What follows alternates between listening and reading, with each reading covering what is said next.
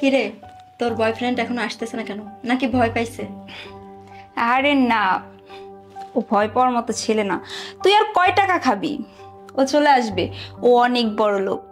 কি ব্যাপার, সিঙ্গেল নাকি? কারোর জন্য অপেক্ষা করতেছেন নাকি? এই ভিখারির বাচ্চা, ছোট লোকের বাচ্চা, আমরা কারোর জন্য অপেক্ষা করছি না কি করছি এই কথা কি তোকে বলতে হবে? আর আমরা সিঙ্গেল নাকি মিঙ্গেল এই কথা জন্য তুই কি করবি? হোয়াট ইউ, তুই কে? আর তাছাড়া তুই সামান্য একটা শার্ট আর লুঙ্গি পরে এত বড় একটা রেস্টুরেন্টে কিভাবে ঢুকলি তুই?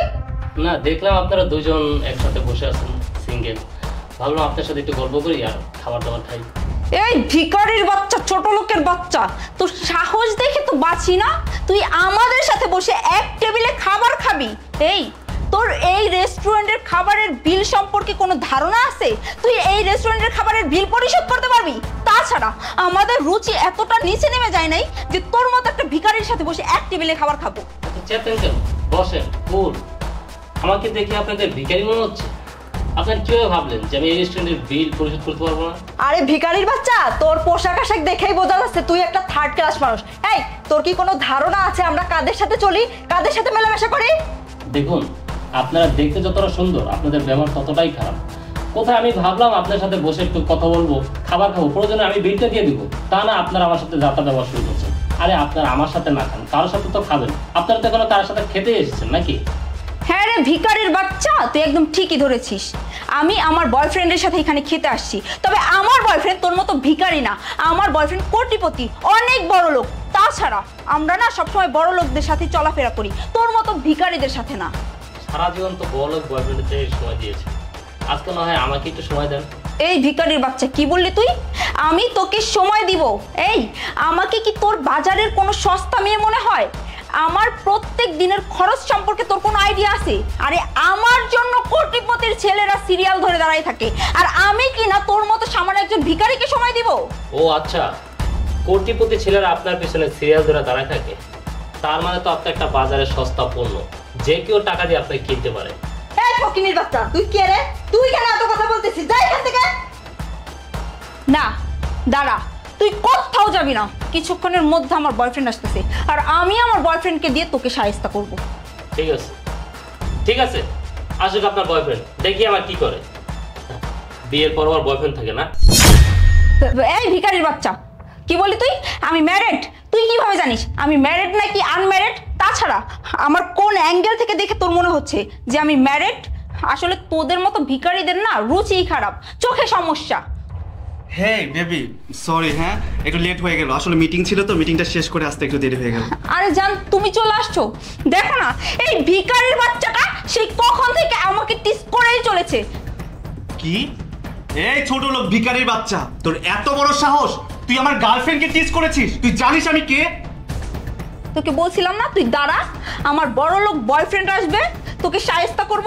দেখ, দেখে নে আমার বড় লোক বয়ফ্রেন্ডকে, পা থেকে মাথা অবধি দেখে নে আমার কাদের সাথে চলাফেরা। ও আচ্ছা, এই তাহলে আপনার বড় লোক ফার্মের মুরগি? এই ফকিনির বাচ্চা, তোর এত বড় সাহস, তুই আমাকে বলছিস আমি ফার্মের মুরগি?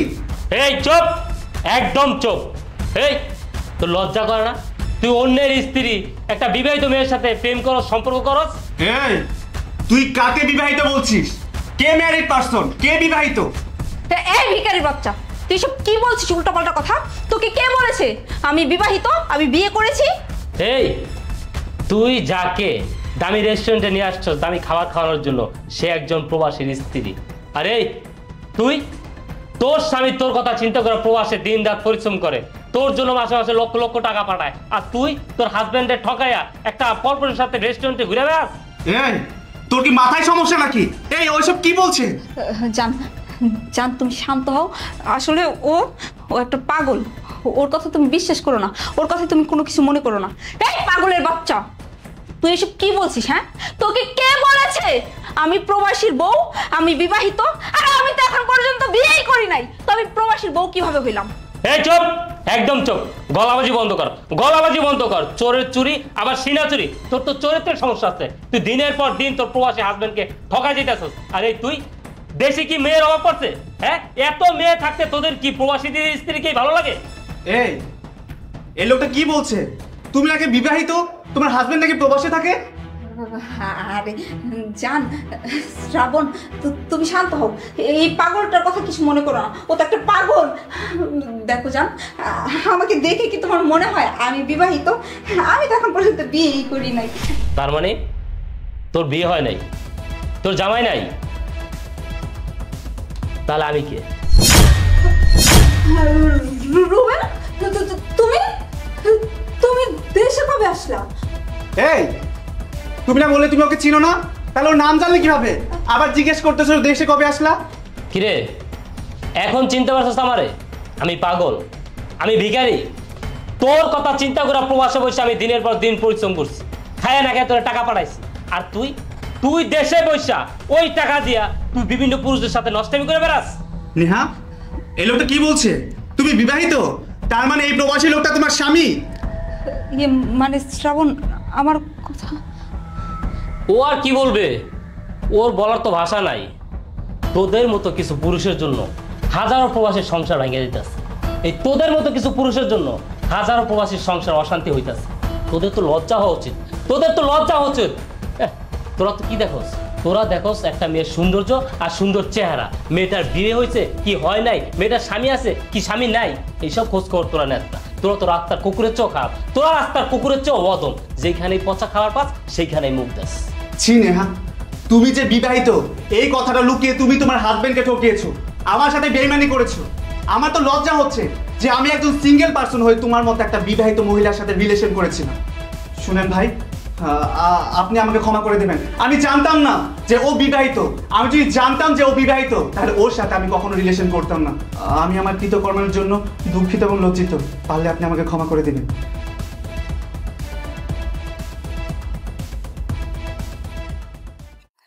রুবেল, তুমি আমাকে প্লিজ মাফ করে দিও। আমি তোমার সাথে অনেক ভুল করছি, অনেক অন্যায় করে ফেলছি। প্লিজ যদি পারো তুমি আমাকে মাফ করে দিও। কি বললি? আমি তোরে মাফ করে দিব? আরে তোর যে বিয়ে হয়েছে, স্বামী আছে, এটা তুই স্বীকারই করস না। তুই আর একটা কথা কি বললি? তোর পিছনে কোটিপতি ছেলেরা শিয়াল দৌড়া থাকে, তো যা সেই কোটিপতি ছেলেদের পিছনে জানা। এখানে দাঁড়া আছিস কেন?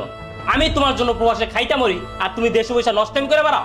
আসলে দুলা ভাই, ও ভুল করে ফেলেছে, আপনি ওকে প্লিজ ক্ষমা করে দেন। আপনি চুপ করেন, একটা কথা বলবেন না আপনি। ওই কথা আছে না, সৎ সঙ্গে সর্বনাশ, অসৎ সঙ্গে সর্বনাশ। আপনি তো নষ্টের মূল। আপনার তো স্বামী আছে ঘরে, আপনার স্বামী কি জানে যে আপনি পরপুরুষের সাথে রেস্টুরেন্টে ঘুরে বেড়ান? আরে ওর কথা বাদ দিলাম, আমি প্রবাসে থাকি, এই কারণে ও পরকীয়া লিপ্ত হয়েছে। কিন্তু আপনার স্বামী তো আপনার সাথেই থাকে, তারপরে কেন আপনি আপনার স্বামীকে দিনের পর দিন ঠকাইতেছেন? হ্যাঁ, ওই কথা আছে না, ভালোর সাথে থাকলে ভালো হয়, খারাপের সাথে থাকলে খারাপ হয়। আপনাদের দশা হয়েছে এইরকম। শোনেন, একটা কথা বলি, আপনার স্ত্রীকে না আমি খারাপ বানাই নাই, আপনার স্ত্রী আমাকে খারাপ বানাইছে। আপনি প্রবাসে থাকেন, আপনার স্ত্রী নানান ছেলেদের সাথে মেলামেশা করে, ঘোরাফেরা করে, আমাকে সাথে নিয়ে আসছে। এখন আমি কি করতে পারি বলেন? এতে আমার কোথায় দোষ? চুপ করেন, খুব গর্ব করে বলতেছেন না? চালন নিন্দে ওসারে বড় বড় ফাঁক। আসলে আপনারা দোনোটাই এক গড়ের গরু। তাই শোন, তোর বলতেছি, আমার বাড়ির 30 সীমানায় তুই কোনোদিন আর পা দেবি না। আমার বাড়ির দরজা তোর জন্য চিরতরে বন্ধ, কথাটা মাথায় রাখিস। রুবেল, রুবেল, আমার কথাটা তুই শোনো রুবেল। শোন, তোর সংসারটা তো ভেঙে গেল, এখন আমি যদি তোর সাথে থাকি তাহলে আমার সংসারটাও ভেঙে যাবে। আমি চাই না আমার সংসারটা ভেঙে যাক, তুই থাক, আমি চলে যাচ্ছি। মিষ্টি, আজকে আমার ভুলের জন্য আমি আমার সংসার, আমার স্বামী সব হারিয়ে ফেললাম। আমার এই কুল ওই কুল, দুই কুলি গেল।